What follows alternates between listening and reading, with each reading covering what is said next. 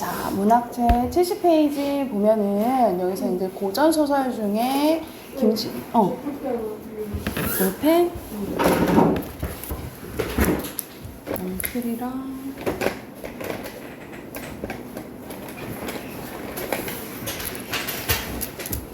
여기 민준아 뒤에 선달. 자, 이색위장자는 대표적인 고전 소설인데, 자, 고전 소설의 이제 특징들은 기본적으로 이제 알고 있어야 돼. 항상 어떤 작품을 만나게 되면은 이 전체적인 특징에 대해서는 알고 있어야겠지, 그렇지? 자, 고전 소설은 이제 구성이 어떻게 되어 있냐면 보통 과거를 거슬러 올라가는 과거에 해당하는 경우는 거의 없어요. 그래서 거의 다 순행적 구성이라고 보시면 돼요. 시간 순으로 진행되는 순행적 구성이라고 보시면 되고, 순행적 구성은 같은 말로 평면적이라고 보시면 되겠죠. 평면적 구성이고, 그리고 우리 저번 시간에 아마 영웅 일대기 구조를 했을 거야, 그치? 영웅 일대기 구조는 말 그대로 사람이 태어났을 때부터 죽을 때까지 다루는 거예요, 그쵸? 그것을 일대기적 구성이라고 해요. 태어났을 때부터 죽을 때까지 다루면 일대기적 구성이라고 보시면 되고, 자, 그리고 인물은 어떤 인물들이 많냐면, 우리가 효녀 하면은 심청이가 생각나고, 연려 하면은 춘향이가 생각나잖아, 그치? 어떤 사회계층을 대표하는 것을 전형적 인물이라고 해요. 전형적 인물. 그리고 한번 착한 놈은 착하고 못된 놈은 못된 경우가 많아. 성격 변화 거의 없어요. 그런 인물을 평면적 인물이라고 해요. 평면적. 다시. 자, 전형적 인물 같은 경우에는 어떤 사회 계층을 대표하는 거라고 보면 되냐면, 평면적 인물은 성격 변화가 없는 거라고 생각을 하시면 돼요. 그래서 대표적인 인물의 특성이라고 생각을 하면 되고, 그리고 사건이 어떻게 일어나는 경우가 많냐면, 말 그대로 스토리가 짜임새가 조금 부족하기는 해요. 그래서 좀 부족하긴 해서, 오히려 예를 들어서 헤어졌던 남편이랑 아내가 갑자기 배에서 만난다든가, 길 가다가 만난다든가, 이런 식으로 우연적으로 일어나는 경우가 많고, 그러니까 개연성이 조금 부족하다라고 생각을 하시면 돼요. 아니면 갑자기 우리 홍길동 생각하면, 홍길동은 동해번쩍 서해번쩍 하잖아. 그리고 막 분신술을 쓰잖아요. 그럼 말도 안 되는 일이잖아요. 그래서 비현실적으로 일어나는 경우가 많은데, 비현실적은 같은 말로 이거 알아두세요. 전기적 요소라고 해요. 전기적 요소. 그래서 전기적 요소라고 나오면 비현실적이다라고 보면 돼. 그거는 70쪽이야. 70쪽. 그래서 비현실적, 그리고 같은 말로 전기적 요소, 이렇게 생각을 하시면 됩니다.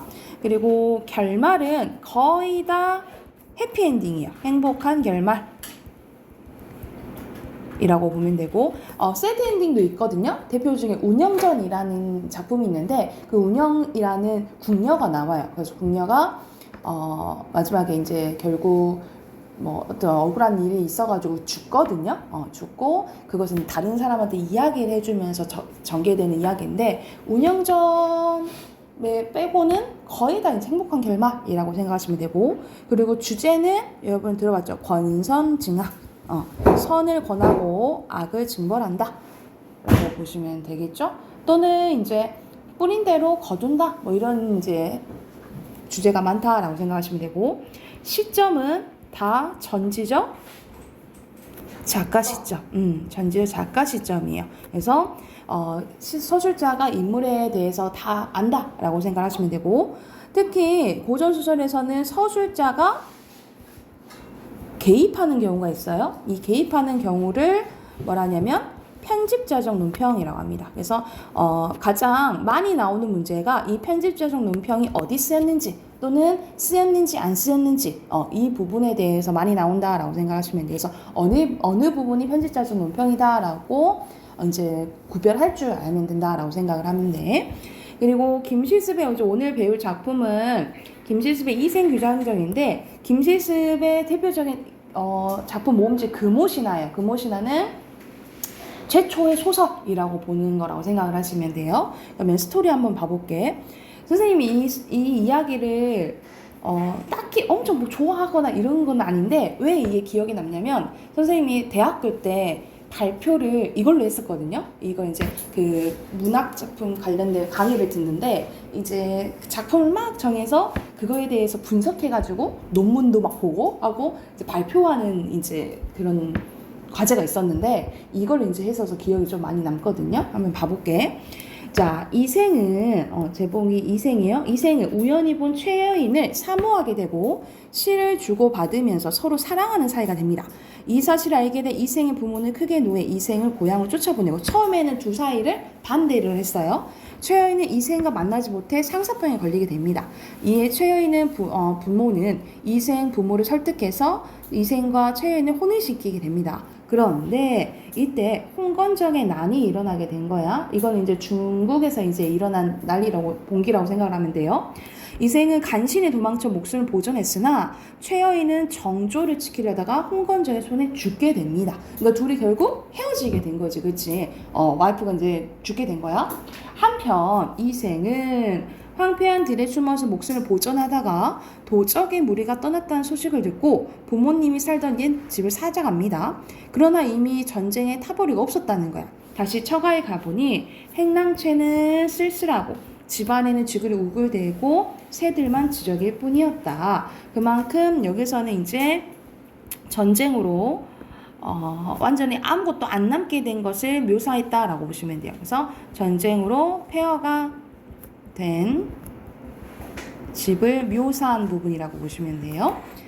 자, 이생은 슬픔을 이기지 못해 작은 누각에 올라가서 눈물을 거두고 길게 한숨을 쉬며 날이 저물도록 앉아서 지난달에 즐겁던 일을 행복했던 그러니까 최여인과 행복했던 일을 생각하니까 한바탕 꿈만 같았다라는 거야. 아, 이게 진짜 인생 더럽다. 이게 진짜 내가 사는 걸까? 진짜 내가 그때 살았던 게 맞은 걸까? 라는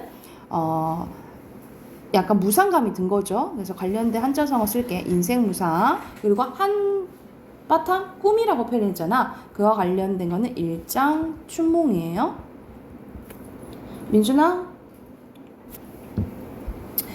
밤중에 거의 되자 희미한 달빛이 들보를 비추는데 복도에서 발자국 소리가 들려왔대. 그 소리는 먼 데서 살짝 가까이 다가왔는데 그런데 살펴보니까 사랑하는 최여인이 거기 있었다라는 건 말도 안 되잖아. 최여인은 죽었잖아, 그치? 근데 최여인이 오게 된 거예요.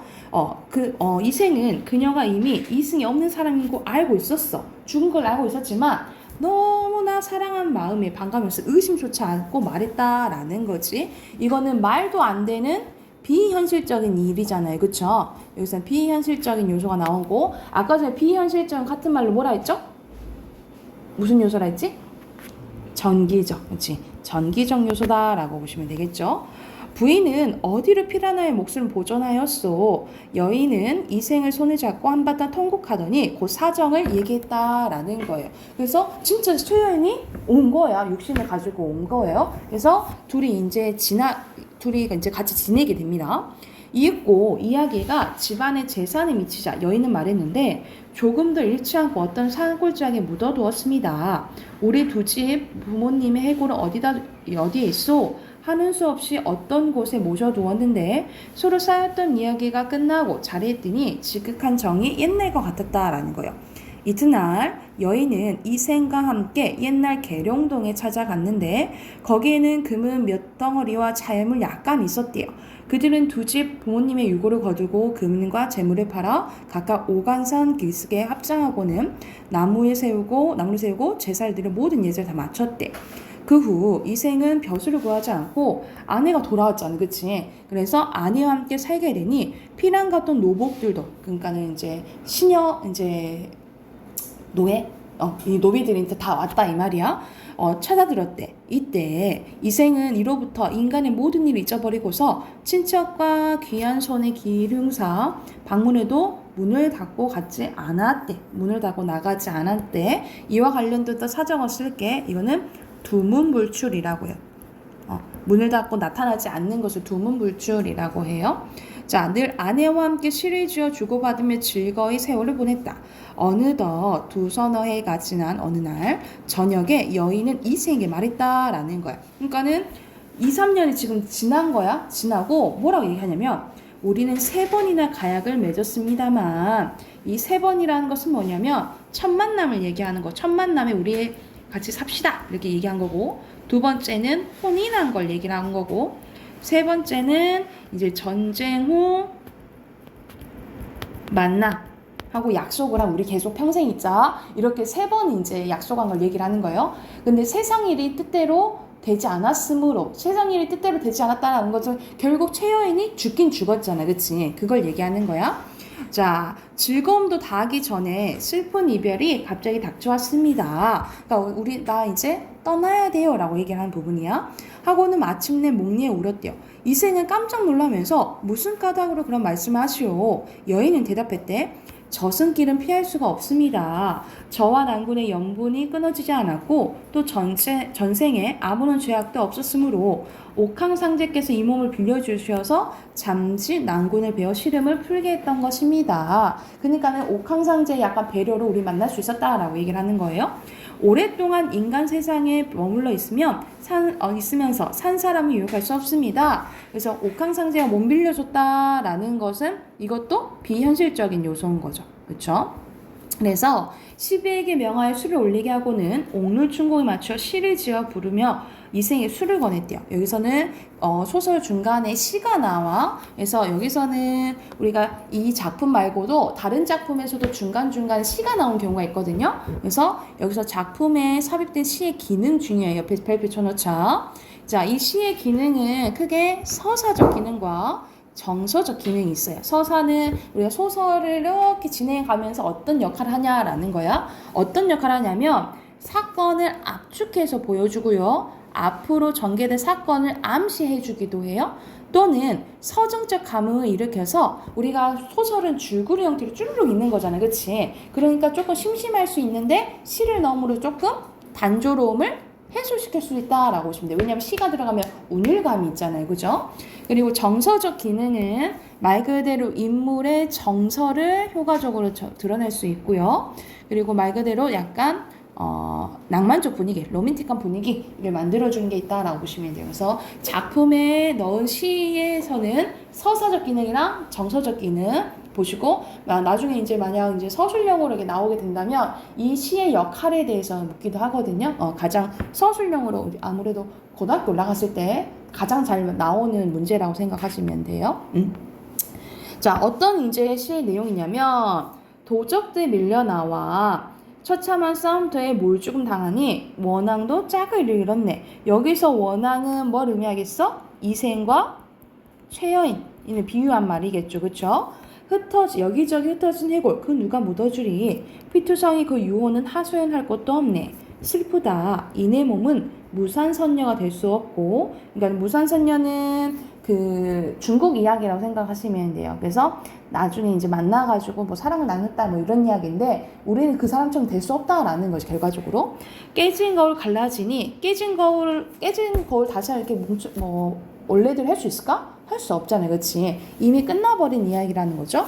마음만 쓰라리네. 이로부터 작별하며 둘이 모두 아득하네. 이승과 저승 사이 소식조차 막히리라. 우리는 헤어질 거다라는 거죠. 왜냐면 저승과 이승은 연결될 수 없잖아. 이 단절은 말 그대로 최여인과 이생이 다시 보지 못할 거라는 이별의 슬픔을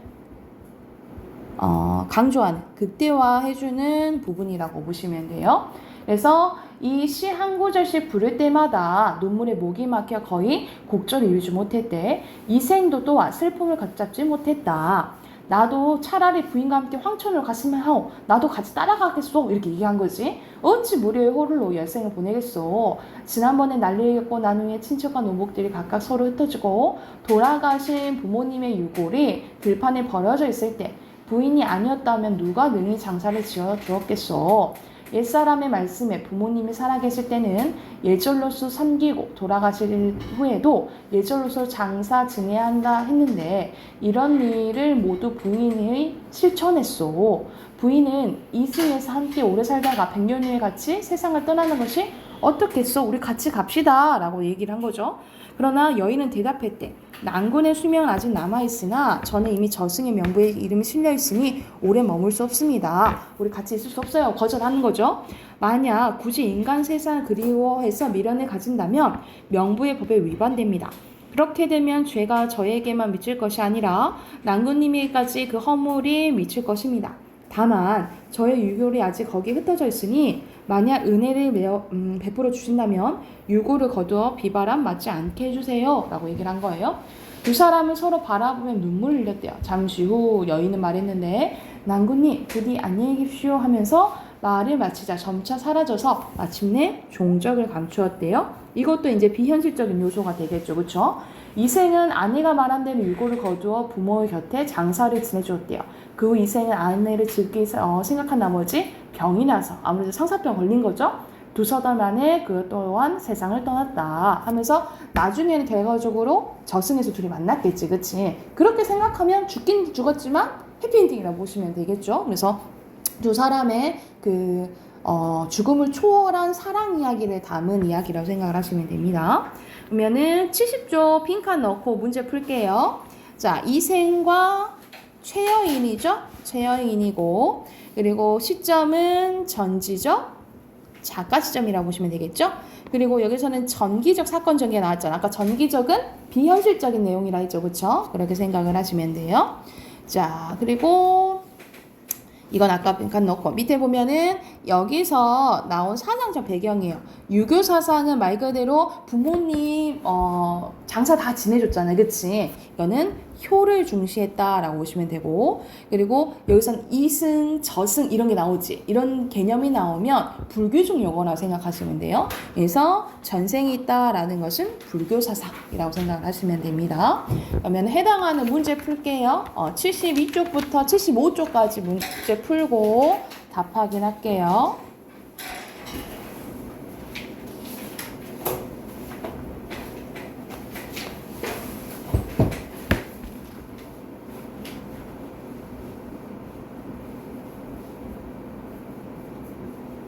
답 확인할까요?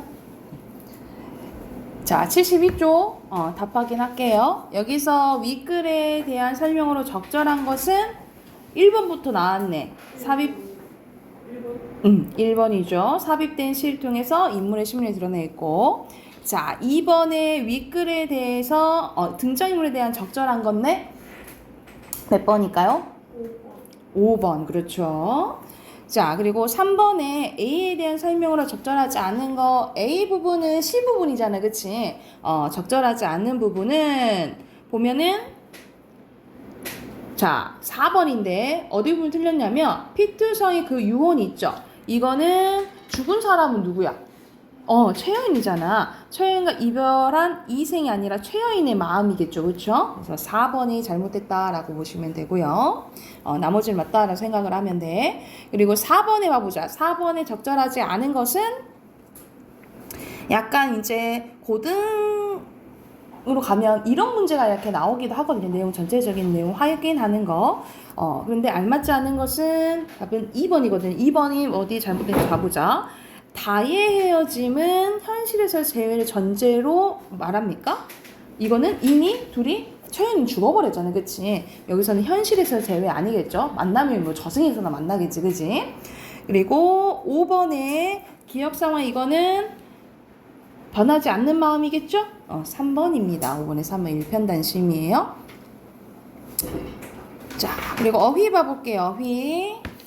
자, 가로는 보전, 그리고 세로는 전쟁이고요. 그리고 2번에 가로 하소연, 세로 연분이에요. 그리고 3번에 세로 종적, 가로 도적이에요. 그리고 4번에 구절, 5번에 가약, 백년가약 했을 때 백년가약 들어봤죠? 백년가약. 그리고 6번에는 이렇게 표시하시면 됩니다. 여기다 됐을까요? 그럼 우리 비문학 꺼내 볼게요. 비문학은 30쪽 펴시면 됩니다. 4대2 할 차례예요.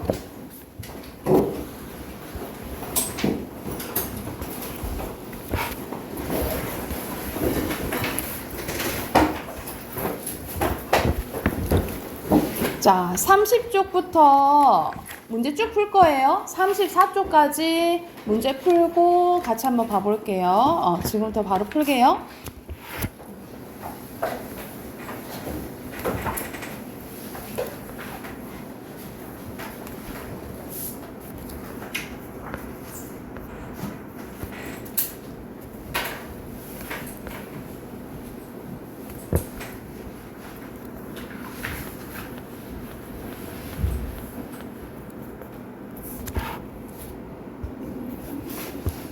거의 다 한 것 같으니까 같이 한번 봐볼까요? 여기서는 아보카도에 대해서 나오는데 여러분 아보카도 좋아해요? 안 좋아해요? 약간 느끼하지, 그치? 막 관련된 막 그냥 먹으면 좀 괜찮은데 음료로 먹으면 더 느끼하더라고. 그래서 뭐지? 가끔은 땡길 때 있어서 먹기는 하는데 여기서는 이제 아보카도가 그냥 맛있기만 한 과일은 아니다라는 데 주된 내용이죠, 그쵸? 한번 봐볼게. SNS에서 아보카도를 검색하면 무수히 많은 게시물을 볼 수 있는데 지방과 단백질이 많은 이제 아보카도는 과일하고도 도저히 믿을 수 없는 기름진 맛과 독특한 빛깔을 가지고 있으며 국내에서 인기가 높대요. 그런데 언제부터인가 아보카도가 환경 파괴의 원인이라는 이야기가 들려오는데 이유는 무엇일까 하면서 환경 파괴의 원인이라고 이제 나오잖아요. 그렇죠? 그러면 여기가 중심 문장이 되겠죠? 그리고 핵심어는 아보카도가 되겠고요. 우선 아보카도가 우리의 식탁에까지 올라오는 과정을 살펴볼 수 있다. 그럼 과정이 나오겠지, 그치? 설명 방법이.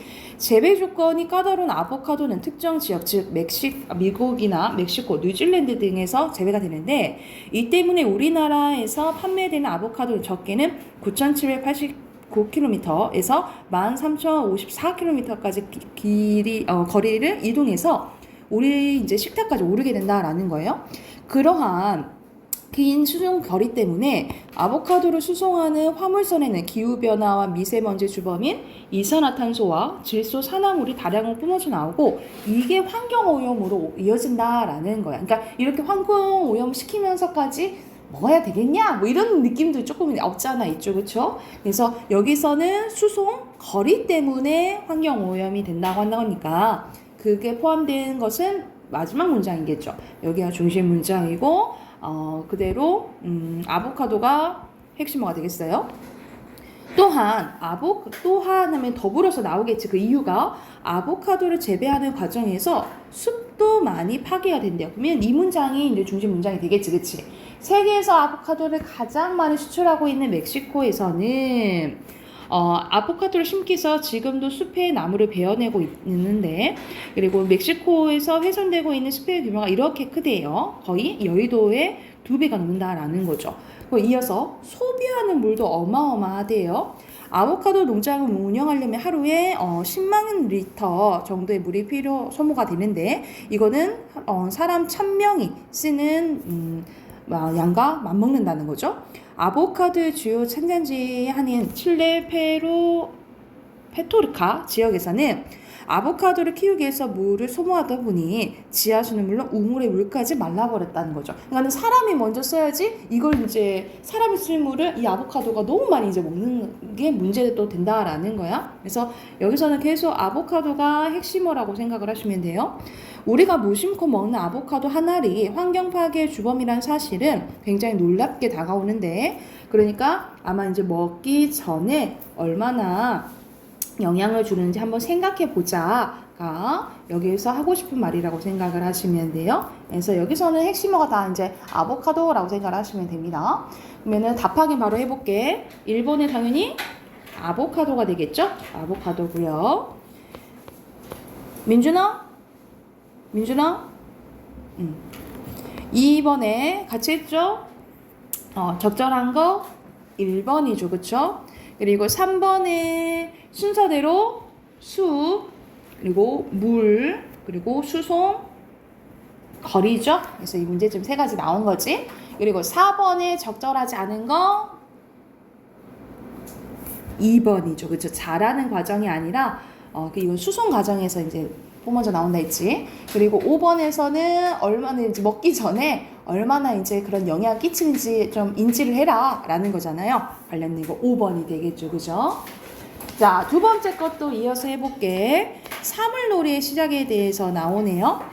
자, 옛날부터 우리나라 사람들은 마을잔치나 명절 때 혹은 장이서는 흥을 돋워야 하는 날에 꽹과리, 징, 장구, 북 등을 치고 태평소 등을 불며 노래를 부르고 춤을 추었습니다. 이와 같은 것을 농아 그리고 폭물놀이를 하여 주로 농부들 사이에 행해졌대요. 그래서 여기서는 폭물놀이에 대한 설명이 나오네. 핵심은 당연히 폭물놀이겠죠. 근데 사물놀이가 아니라 농아, 폭물놀이를 하는 것을 의아해하는 사람도 있을 것이다. 우리는 사물놀이가 좀 익숙하잖아요. 그렇죠?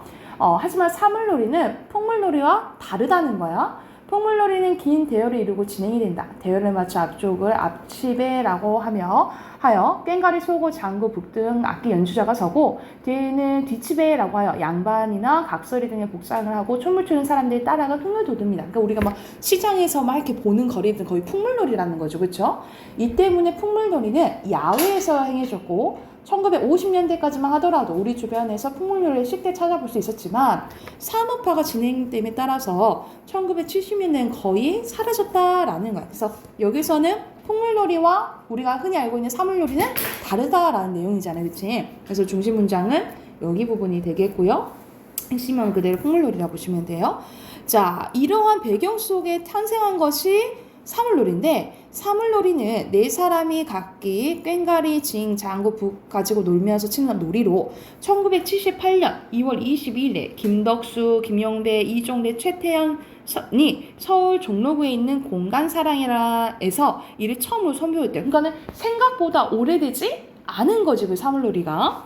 주로 야외에서 행해지던 공연을 실내 공연장으로 옮겨왔고 다양한 악기를 꽹과리, 장구, 북, 징, 타악기만 사용해서 1인감을 살렸습니다. 그러니까 사물놀이는 이 네 가지를 얘기하는 거겠죠. 그렇죠? 이를 본 민속학자 심우성이 네 가지 악기를 쓰다 보니 사물놀이라고 하면 어떻겠냐고 제안에 사물놀이라고 이름이 붙여졌다라는 거야. 그래서 여기서는 사물놀이가 어떻게 만들어졌는지에 대한 설명이에요. 그래서 여 문장이 중심 문장이라고 보시면 되고 당연히 핵심어는 사물놀이가 되겠죠.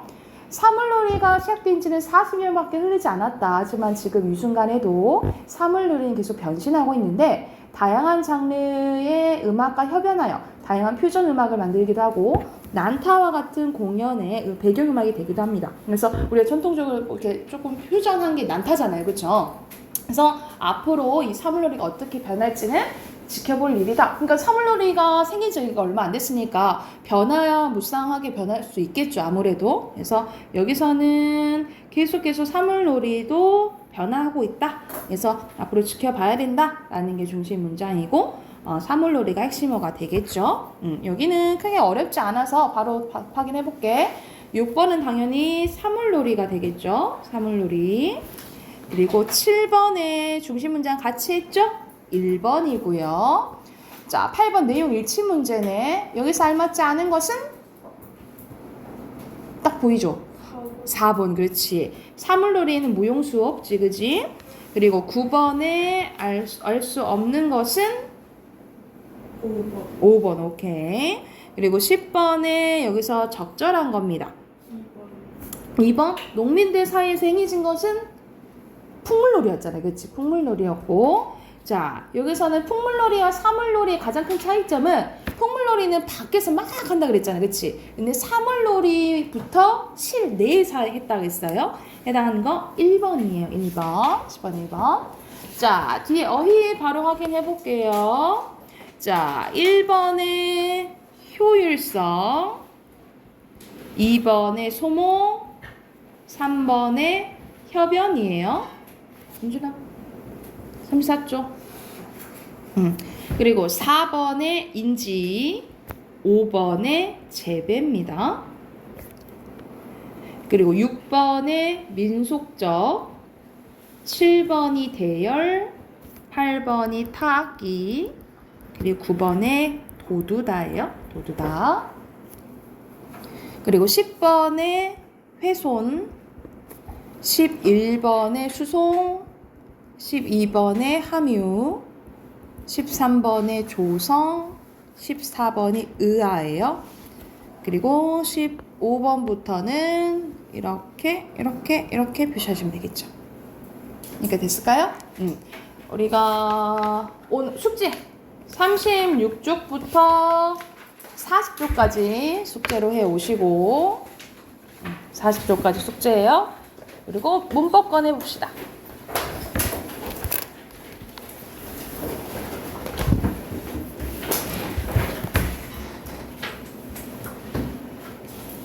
문법 128쪽이에요.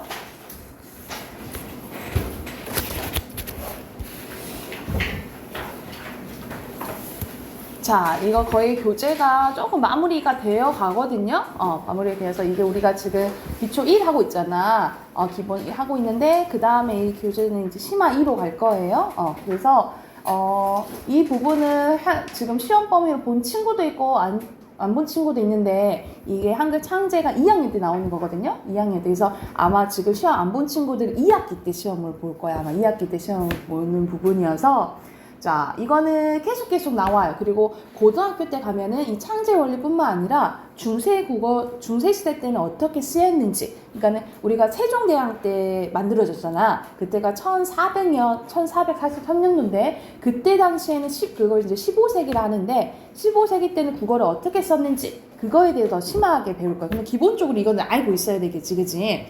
자, 한번 같이 한번 봐볼게. 먼저 이제 한글의 창제 원리입니다. 글자를 만드는 원리에 대해서 나오는데 먼저 자음부터 볼게요. 그때 당시 이거 옆에 잠깐만 보죠. 그때 당시에는 지금은 한글로 부르지만 이름이 변화한 거예요. 세종이 만들었을 때는 뭐라고 불렀어? 혼민 정음이라고 불렀어요. 그래서 백성을 가르치는 바른 소리라는 뜻이고 1443년 세종대왕이 창제했다라고 보시면 되겠죠. 자, 그래서 크게 우리가 알잖아. 자음과 모음을 만들었잖아요. 그쵸? 먼저 자음의 창제 원리부터 봐볼게. 자, 자음의 창제 원리는 크게 세 가지가 있다라고 보시면 돼요. 상형, 가회, 이체예요. 먼저 자, 상형에 대한 설명은요. 상형은 본딴 거라고 생각을 하시면 됩니다. 모양을 본딴 거야. 근데 뭐를 본땄냐면 우리의 발음, 기관을 본땄다라고 보시면 돼요. 그래서 발음 기관의 모양을 본땄는데 갑자기 기억이 안 나네. 그 제목이 드라마가 있었는데 세종대 한글을 만드는 그 과정에 나온 드라마가 있거든요. 뿌리 깊은 나무. 뿌리 깊은 나무 그러면은 한석규가 세종대왕으로 나오고 그 신세경이 이제 그 엄청 똑똑한 시녀로 나와요. 그래가지고 궁녀로 나와요. 그래서 궁녀의 그 입모양을 보면서 이제 한석규가 그때 세종대왕이죠. 세종대왕이 어떻게 이제 한글을 만들게 되는지 그 과정이 나오거든요. 그래서 아마 조금 이거를 가르치는 학교 선생님들은 그 영상을 잠깐 보여주기도 하거든요. 뿌리 깊은 나무 그 영상을 보여주기도 하는데 하여튼 이제 진짜 이 사람 발음하는 것을 엄청 연구해가지고 이걸 본따서 이제 만들게 된 거지. 그래서 발음 기관의 모양을 본따서 기본자라고 불러요. 이 기본자가 몇 자냐면 5자예요. 이 5자 순서대로 기역, 니은, 미음, 시옷, 이응을 만든다라고 보시면 됩니다. 그래서 자, 뭘 본따는지 봐볼게. 자, 기역입니다. 기역은 혀뿌리가 목구멍을 막는 모양이에요. 그래서 이거는 가끔마다 보기에서 어떤 걸 본땄는지 이게 묻거든요. 그래서 이걸 말장난하는 경우가 많아. 예를 들어서 혀끝 이렇게 바꾸거나. 그래서 혀뿌리가 목구멍을 막는 모양이에요. 그래서 같은 말로 어금니 소리라고 하고 한자로도 알아뒀죠. 한자로는 아음이라고 해. 써놓자. 한자로는 아음이라고 해. 그래서 기역은 혀뿌리가 목구멍을 막는 모양을 본땄다라고 보시면 되고요. 니은은 혀끝이 윗잇몸에 닿는 모양이라고 불러요. 혀끝이 윗잇몸에 닿는 모양. 그래서 자, 같은 소리로 혀소리라고 하고 한자로는 혀설자를 써서 설음이라고 합니다. 설음이라고 보면 돼요. 혀끝이 윗잇몸에 닿는 모양. 그리고 혓소리, 같은 말로 설음이라고 보시면 되고요. 미음은 입의 모양을 본땄다고, 입 또는 입술 모양을 본땄다라고 하거든요. 그래서 입술 소리. 그리고 한자로는 우리가 입술을 한자로 순이라고 해요. 순음 또는 뭐 양순음 이렇게 부르기도 해요. 순음, 양순음. 그리고 시옷은 치아, 이의 모양을 본땄어요. 그래서 이 소리 말 그대로 치음이라고 봅니다. 치음.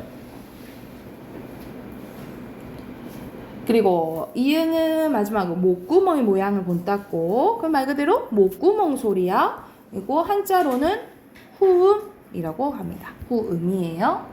그래서 한자로도 다 알아두세요. 그래서 자, 이건 기본자야. 기본자를 만든 원리는 무슨 원리? 상형의 원리고, 각각 기역, 니은, 미음, 시옷, 이응 5자를 만들었다라고 보시면 돼요. 여기가 됐을까요? 자, 그럼 두 번째 원리입니다. 두 번째는 가획의 원리야. 가획에는 더할 가자에다 획이에요. 획을 더한다라고 보시면 돼요. 근데 획을 더하는데 특징은 뭐냐면 획이 더해질수록 소리가 세진다라고 보시면 돼요. 그래서 5개의 기본자의 획을 더해서 3글자를 만드는데, 기본자의 획을 더해, 여기 나오죠? 소리의 세기를 나타냅니다. 소리의 세기가 강해진다라고 보면 돼. 그래서 가획자는 총 9자라고 보시면 돼요. 가볼게. 순서대로 자, 키읔, 그리고 디귿, 티읕, 비읍, 피읍, 지읒, 치읒, 여린, 히읗. 이거는 지금 안 쓰이는 게 쓰이지, 그치? 이거는 뭐라 부르냐면 여린, 히읗 이라고 불러요. 여린, 히읗이야. 그리고 여린, 히읗, 그리고 히읗. 그러면 총 9개 맞죠, 그쵸? 이런 식으로 이거는 획을 한 번 더 한 거고, 이건 2번 더 한 거라 생각하시면 돼요. 그래서 각각 소리 나는 위치가 같으면 모양도 비슷하다라고 생각을 하시면 되겠죠. 그래서 이게 가획자라고 보시면 되고, 그리고 자, 세 번째는 이체입니다. 이체는 달리 만들어졌다라고 보시면 돼요. 달을 이체하거든요. 이건 무슨 뜻이냐면, 자, 획은 더해졌는데 아까 선생님이 획이 더해지면 뭐가 세진다 했지? 소리가 세진다 했죠, 그쵸? 근데 이거는 획이 더해져도 소리가 세지지 않아요. 그래서 달리 만들어졌다라는 거야. 그래서 소리의 세기를 나타내지 않고, 이체자는 3가지가 있다라고 보시면 돼요. 3가지. 자, 이거는 잘 안 보이는데 이렇게 생겼는데, 이건 옛 이응이라고 불러요. 옛 이응이라고 부르고, 그 다음에 리을, 이 세모는 반치음이라고 불러요. 반치음. 그래서 지금 안 쓰이는 거지, 그치? 그래서 지금 안 쓰이는 게 이 3가지가 있다라고 보시면 되겠죠. 여린 이응, 옛 이응, 반치음. 이렇게 본다라고 생각을 하면 돼요. 그래서 자, 이체자는 획이 더해져도 소리가 세죠, 안 세죠? 안 세진다 이 말이야. 그래서 이렇게 만들어준데, 그러면 총 몇 자를 만들어요? 17자를 만든다라고 보시면 되겠죠. 자음은 17자를 만든 거야. 근데 지금 안 쓰이는 것은 이 3자가 있다라고 생각을 하시면 되겠죠. 여기가 됐나요? 그럼 모음으로 가볼게요. 자, 129쪽 가요. 자, 129쪽. 모음도 무슨 원리가 쓰냐? 공통점. 자음과 모음의 공통점은 상형의 원리라고 보시면 돼요. 이것도 본딴 건데, 뭘 본땄냐면 천지, 하늘, 땅, 사람을 본땄다라고 보시면 돼요. 그래서 여기서 기본자는 3개예요. 자, 하늘을 본딴 게 여기 밑에 보면 하늘을 본딴 게 아래하고요. 이건 뭐라고 부르냐면 아래야라고 불러요. 아래하고, 그리고 땅을 본딴 게 사람을 본딴 게 이라고 보시면 돼요. 그래서 아래야, 이가 모음의 뭐라고 보면 되면 기본자라고 보시면 돼요. 이건 모음의 기본자야, 기본자.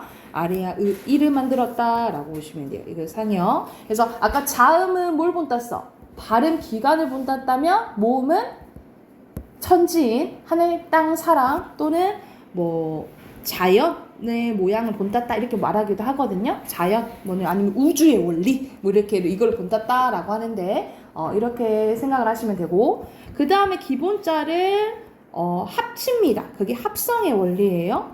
이게 합성의 원리야.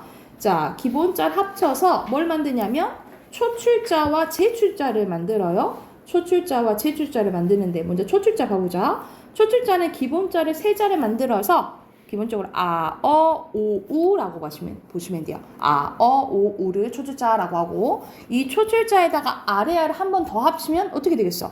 야, 여, 요, 유가 되겠죠, 그쵸? 이게 제출자라고 보시면 돼요. 이게 초출자, 이 초출자에다가 아래아를 한 번 더 합치면 제출자라고 생각을 하시면 돼요. 그러면 총 몇 개 만든 거야? 8개 만든 거죠, 그쵸? 그래서 모음자는 총 11개라고 보시면 돼요. 그러면 자음자, 모음자를 합치면 총 몇 자야? 28자를 만들었고 지금 안 쓰이는 게 있죠. 아까 순서대로 옛 이음, 여린 이읍, 반치음, 그리고 아래아가 안 쓰여요. 그래서 지금 쓰이는 건 여기에서 24자다라고 보면 돼요. 그러면 선생님 다른 모음들은 뭐예요? 예를 들어서 에 이런 것들 있잖아요. 이런 것들 없었어요? 있었어요. 그거는 무슨 원리라고 하면 되냐면 합용의 원리라고 보시면 돼요. 이 나머지 것들은 합용의 원리라고 생각하면 돼. 그래서 나머지 모음도 있었다라고 생각하시면 됩니다. 옆에 잠깐 한글의 우수성과 같이 봐볼게요. 이게 이제 문제에서 가장 잘 나오는 부분이거든요. 특히 서술형에서도 많이 나와. 왜 우리가 맨날 우리 한글 최고다 하잖아. 그럼 최고라는 거 그냥 최고라면 어떡해. 근거 있어야지. 왜 최고냐고 얘기를 해야겠잖아. 첫 번째 독창성이에요. 어느 것을 따라하지 않고 새롭게 만들었다라고 보시면 돼요. 새롭게 세종대왕과 집현전 학자들이 같이 만들었다라고 보시면 되고 과학적이고 체계적이다라고 보거든요. 왜 과학적이고 체계적이냐면 그럼 이유가 있어야 되잖아. 자, 발음기관에 하늘 모양을 본따서 자, 기본자를 만들고 그렇게 획을 더해서 새로운 글자를 만들었다라고 여기는 조금 설명이 좀 부족한데 우리가 모양이 비슷한 건 뭐도 비슷해. 소리도 비슷하다라고 보시면 돼요. 그러니까 예를 들어서 B랑 P 이렇게 됐을 때 우리가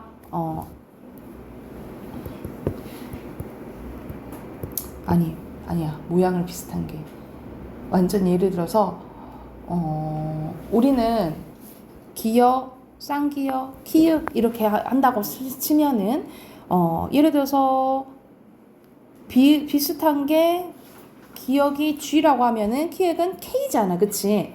우리는 소리가 비슷하면 모양도 비슷하잖아요, 그쵸? 근데 알파벳은 완전히 모양이 다르잖아요, 그쵸? 그러니까는 왜 과학적이고 체계적이다 하냐면 모양이 비슷하면 뭐도 비슷하다. 발음도 비슷하기 때문에 과학적이고 체계적이다라고 보시면 돼요. 이해됐을까요?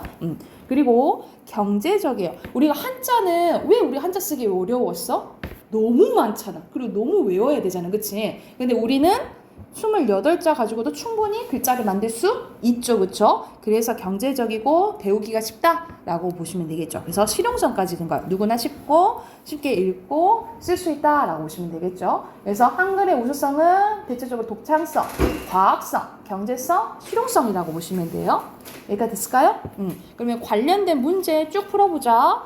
128쪽부터 131쪽까지 문제 풀고 바로 답 확인해 볼게요.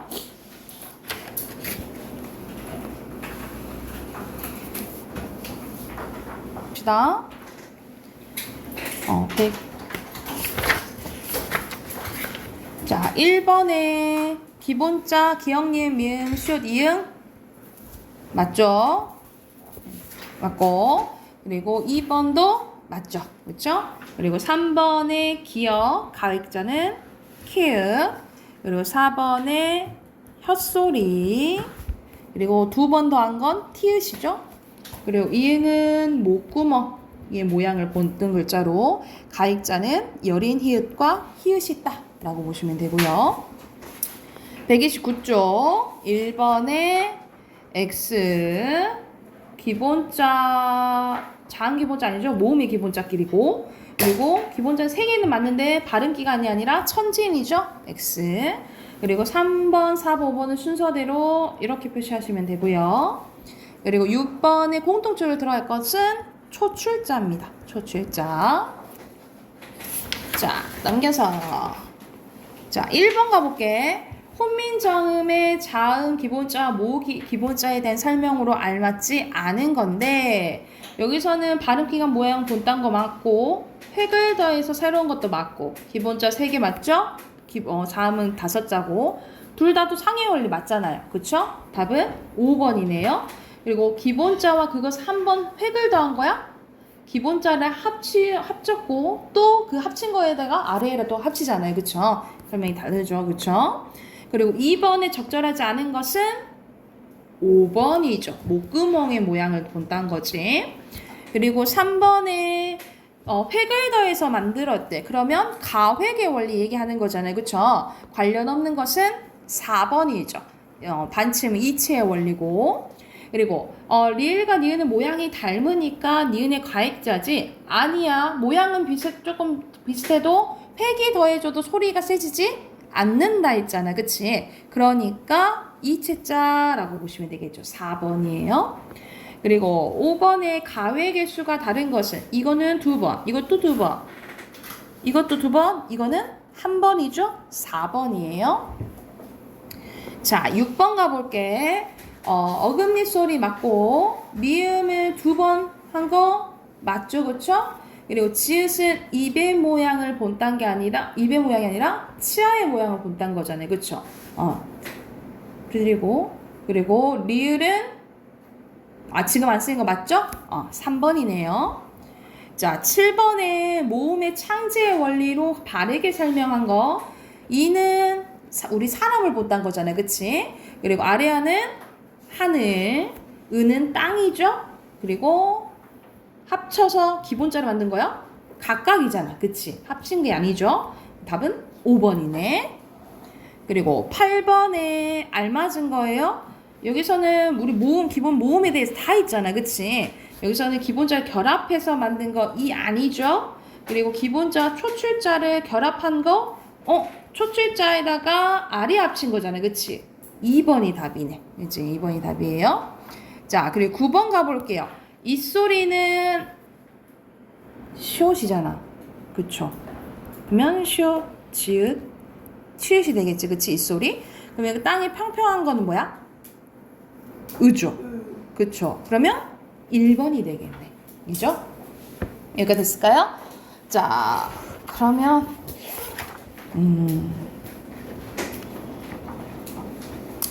그냥 이거는 숙제는 안 내줄게. 숙제 그것만 해오세요. 다음 주에 어휘 25, 26대이고요. 어휘랑 비문학 숙제만 해오세요. 아셨죠? 여기까지 할게요.